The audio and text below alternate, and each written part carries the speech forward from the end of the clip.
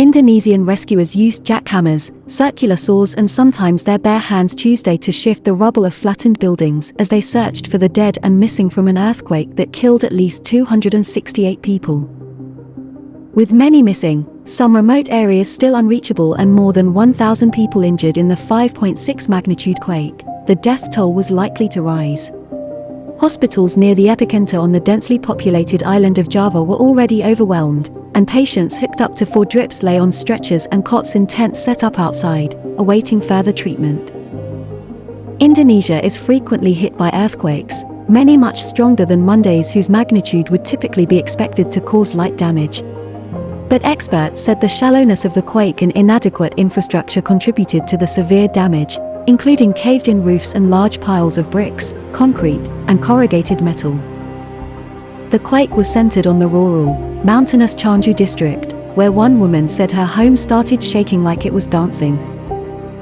"I was crying and immediately grabbed my husband and children," said Partanum, who like many Indonesians only goes by only one name. The house collapsed shortly after she escaped with her family. "If I didn't pull them out, we might have also been victims," she said, gazing over the pile of broken concrete and timber. More than 2.5 million people live in Chanju district, including about 175,000 in the main town of the same name. The quake struck at a depth of 10 kilometers, 6.2 miles, and also caused panic in the capital of Jakarta, about a 3-hour drive away, where high-rises swayed and some people evacuated. National Disaster Mitigation Agency head Suharyanto, who uses one name, told reporters that 1,083 people were injured and at least 151 missing. But not all of the dead have been identified, so it's possible some of the bodies pulled from the rubble are of people on the missing list.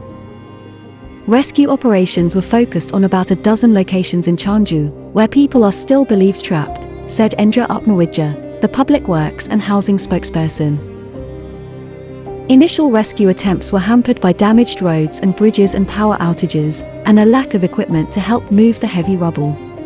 By Tuesday, power supplies and phone communications had begun to improve, and Atmawidya said that 7 excavators and 10 large trucks had been deployed from neighboring areas to clear roads. In the village of Sijadil, the quake triggered a landslide that blocked streets and buried several houses, said Omri Alfiandi, chief of the National Search and Rescue Agency. Many of the dead were public school students who had finished their classes for the day and were taking extra lessons at Islamic schools when the buildings collapsed, West Java Governor Ridwan Kamil said. More than 13,000 people whose homes were heavily damaged were taken to evacuation centers, Kamil said, though thousands spent the night in the open fearing aftershocks. Cargo trucks carrying food, tents, blankets and other supplies from the capital, Jakarta arrived early Tuesday in temporary shelters. Outside the Chanju Regional Hospital, hundreds waited for treatment. Hassan, a construction worker who uses one name, was also taken to the hospital.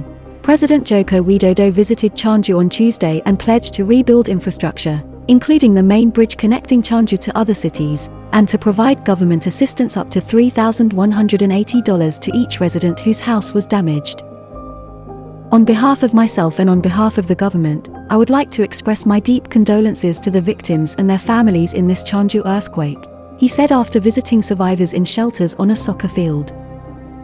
The country of more than 270 million people is frequently struck by earthquakes, volcanic eruptions, and tsunamis because of its location on the arc of volcanoes and fault lines in the Pacific Basin known as the Ring of Fire.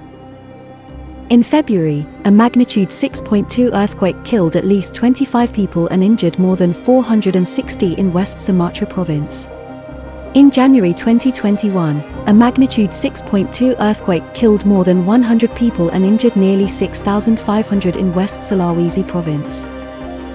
A powerful Indian Ocean quake and tsunami in 2004 killed 230,000 people in a dozen countries, most of them in Indonesia.